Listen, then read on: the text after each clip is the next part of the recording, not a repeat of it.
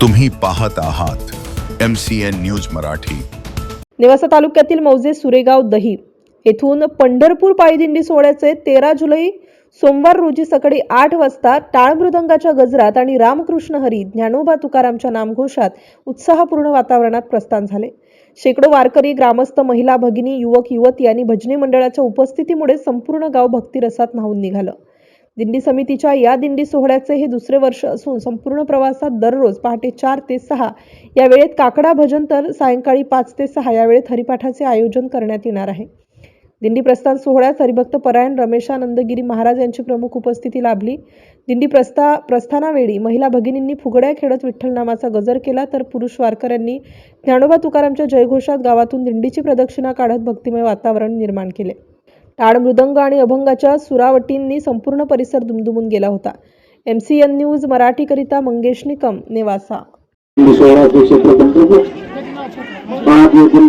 आज प्रस्थानचा दिवस आहे, तेव्हा सर्व ग्रामस्थांना विनंती आहे की या दिंडी सोहळ्याला सर्वांना तनानं मनानं धनानं सहकार्य करावे, कारण या एकल्याचा खेळ विनवणी मेळ जमविला, हा मेळ जमवला, पण हा करताशिवाय हेच यथाशक्ती आपल्या प्रापंचिक जीवनातून या दिंडी सोहळ्या करता मदत करावी, आणि जे वारकरी जाणार आहेत त्या वारकऱ्यांचा इथून पुढचा प्रवास सुखाचा हो, भगवान परमात्मा त्यांना सद्बुद्धी देऊ आणि त्यांच्याकडून असणारा हा प्रवास सुखाचा होऊन पुन्हा आपले वारकरी आपल्या घरी येऊ हीच एक सदिच्छा व्यक्त करतो आणि माझ्या म्हणण्यापर्यंत देतो।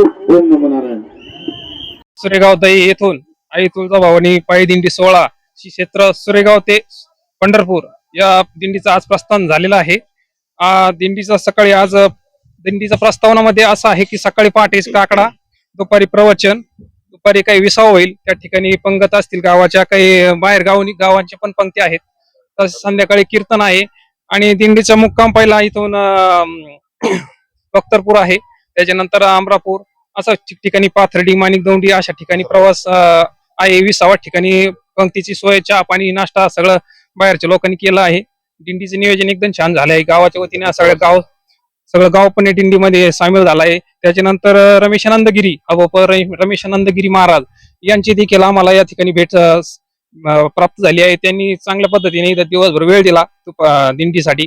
रथ, घोडे, बँड, पथक तसंच फटाके फोडून गावकऱ्यांनी दिंडीचं मस्तपैकी स्वागत केलेलं आहे आणि दिंडीचं यावर्षी दुसरं वर्ष आहे आणि मोठ्या प्रमाणात लोक या ठिकाणी दिंडीमध्ये सामील झाले आहेत।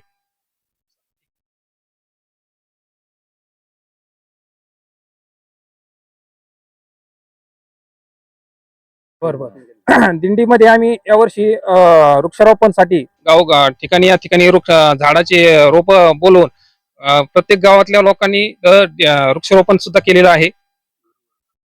घरोघर झाड या पद्धतीने आम्ही एक झाड सगळ्यांनी लावायचं पण प्रण केलेला आहे।